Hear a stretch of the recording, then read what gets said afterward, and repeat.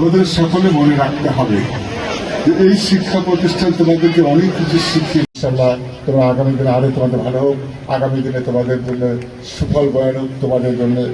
আমরাও যেন বড় করে সবাই যেন বলতে পারি যে ওরা আমাদের কলেজের ছাত্র ছিল, আজকে দেখেন সারা দেশ বরণ্য তারা ব্যক্তিত্ব হয়েছে। তোমাদেরকে এইরকম করে আমরা গর্ব করে বলতে পারি।